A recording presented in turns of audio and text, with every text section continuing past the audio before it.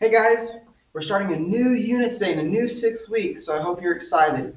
Today we are kind of building the foundation for the rest of our unit. For this unit, we're going to be talking about different ways to solve quadratic equations, different ways to graph. It's a very full unit. But before we do that, we need to talk about what's called complex numbers. Complex numbers might seem a little bit crazy to you, but all complex numbers are is whenever we combine a real number with a imaginary number. What is an imaginary number? That sounds fake. Let's talk about it, okay? Whenever, let's go down here and let's talk about the square root of -1. Now here's the thing. We cannot find the square root of a negative number. We can't. There's no way that we can multiply two numbers together and it equals negative. A positive times a positive equals a positive. A negative times a negative also equals a positive. So there are no two numbers, there's no number that will multiply by itself to equal a negative. So whenever I have the square root of a -1, that equals I. So the square root of -1 equals I. And we just use a little lowercase I. Pretty much, it's not imaginary in the sense. It's imaginary in the sense that all it is just equal to square root of -1. That's what I is. We use I as kind of a shorthand, as a replacement for having to write out the square root of -1 to make some of our problems simpler, but then also to allow us to solve complex equations that go even beyond having imaginary numbers, okay? So here's the idea. The square root of -1 equals I. So the square root of -4, well, the square root of 4 is 2. So the square root of -4 is going to be 2I. Pretty much that's it. We take the negative, square root of -1 is I. The square root of 4 is 2. Okay. If b is a positive real number, then the square root of -b equals I times the square root of b. And so on and so forth, okay? We're going to break all of this down in just a little bit. There we go, I squared.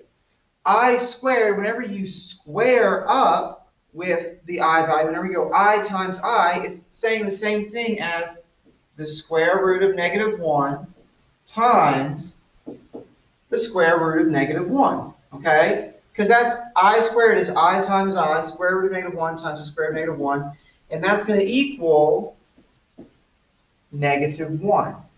It's crazy, right? But anyways, I squared always just equals -1.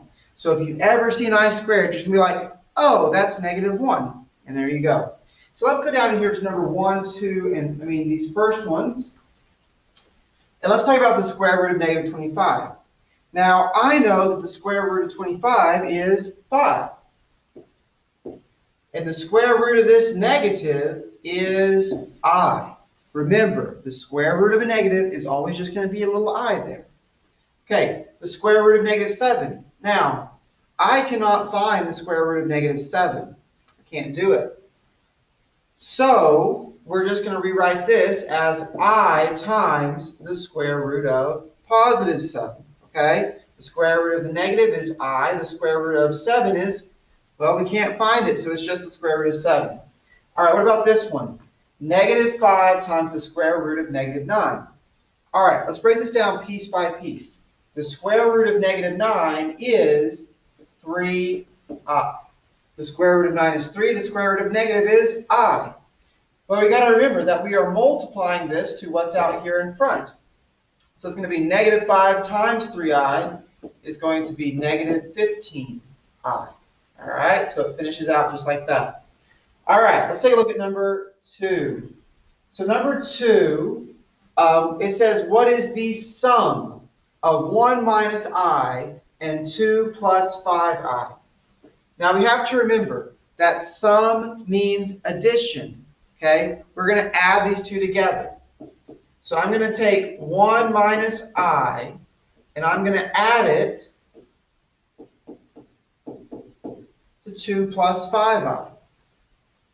And then it's just like I from now on is just like working with like x or y or z. We just combine like terms, okay? So all I'm going to do here is I'm just going to combine like terms.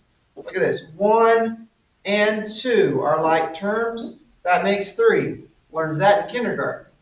Negative I and 5i make 4i. All right, some very important things. This is my answer, but we have to write it in what's called standard form. Standard form means we have our real numbers first, and then we have our imaginary numbers. So whenever I have 3 plus 4i, it's already in standard form, 3 plus 4i. But if my I was in front, we'd have to flip it. Next, my real part is going to be this 3. My imaginary part is going to be the 4i. So if it has an I in it, it's imaginary. If it doesn't, it's real. Okay? All right, let's turn the page. Let's go up here to number 3. So we already talked about sum. Now let's talk about difference. So difference means subtraction, right? So we're going to subtract these two. So I'm going to take 15 minus 9i, and I'm going to subtract 24 plus 9i. Here's the difference between this and addition. With subtraction, we have to remember to distribute the negative. Okay, I'm going to write that over here. Distribute the negative. We always want to, when we subtract, make sure that we're subtracting everything. Okay? So I'm not just subtracting 24, I'm also subtracting 9i. So let's rewrite it. 15 minus 9i minus 24 minus 9i. Notice how I distributed the negative to both of my numbers that I was subtracting. Then we combine like terms. 15 and negative 24 combine to make negative 9. Negative 9i and negative 9i combine to make negative 18i. All right, then we check and make sure it's written in standard form. Make sure that my real numbers are first, my imaginary numbers are second, which this one is.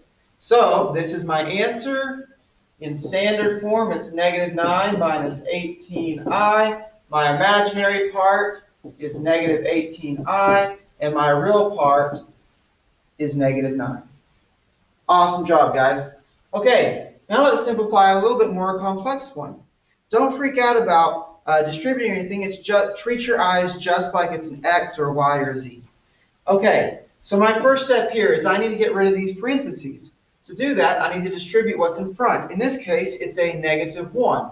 So I'm going to go negative 1 times 6 and negative 1 times 7i. So we're going to go 10 minus 6 minus 7i plus 4i. Then we just combine like terms. 10 and negative 6 combine to be 4. Negative 7i and 4i combine to be negative 3i. Okay? All right, so here's my standard form. My standard form is 4 minus 3i. My real part is, of course, 4, and my imaginary part is negative 3i. Make sure you keep the negative with whatever number goes there. All right, let's take a look at number 5. So number 5, I have 4i times negative 6 plus 1i. Okay, so once again, we're going to start off by distributing. You might notice, though, that the number that we're distributing has an I in it. Don't let that bother you. Let's just go for it. We're going to go 4i times negative 6. That's going to be negative 24i. 4i times I. 4i times I is going to be a positive 4i squared. Okay, here's the deal with I squared, though. Remember when we talked about it earlier, I squared is always negative 1.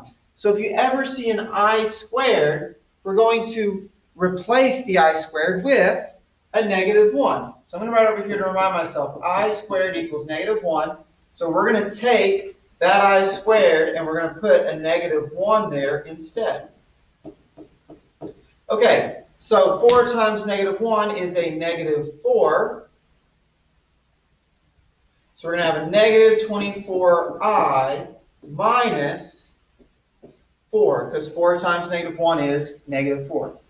Okay, remember what I told you though. We always want to write it in standard form. Real numbers first, imaginary numbers second. So I'm going to rewrite this with my negative 4 in front and my negative 24I behind. Okay? Number 6 here says, what is the product? Here is another vocabulary term, right? Product means multiply. So we're going to multiply these two together. So let's write that out here. 9 minus 2I times, just put your parentheses beside each other, times negative 4 plus 7I. This is where we have to double distribute. Remember, that's what I call it, double distribute, or FOIL. So remember FOIL. First, outer, inner, and last. Okay, so we're going to go our first two. 9 times negative 4 is negative 36. Our outer two, 9 times 7I is going to be a positive 63I. Inner, negative 2I times negative 4 is a positive 8I. And last, negative 2I times 7I is a negative 14I squared. All right, so we have a lot going on here. Just break it down piece by piece. Don't try to do too much. Okay, first, let's combine like terms. 63I and 8I make 71I. Next, this I squared. Remember, we're going to take that I squared and we're going to say I squared equals negative 1. So we're going to change that little guy to a negative 1. Okay? All right, so negative 14 times negative 1 is going to be positive 14. Then we combine like terms. Negative 36 plus a positive 14 is going to give me a negative 22. So we're going to go negative 22 plus 71I. Check and make sure that's written in the correct order, and it is. And so that's going to be my answer. Negative 22 plus 71I. All right, remember, break it down piece by piece and take your time. All right, let's move on to our last and final problem. Write this one in standard form. So we just need to multiply this guy out. So to do that, let's just start here. 3 times 5 is 15. 3 times I is 3I. I times 5 is 5I. And I times I is I squared. Once again, remember guys, I squared equals negative 1. So if you ever see I squared, negative 1. Okay, so let's replace that with a negative 1. Let's add our like terms together. Get 8I. So I'm going to have 15 plus 8I minus 1. Combine like terms again. Negative 1 and 15 will combine to make 14. So I have 14 plus 8I. So we treat I just as if it is x or y or z, except whenever we have an I squared, it equals negative 1. So it helps us work it out. All right, guys, I hope this was a good lesson for you, and I hope you do really well in your homework. Make sure to ask me if you have any questions at all. All right, guys, have a good rest of your day.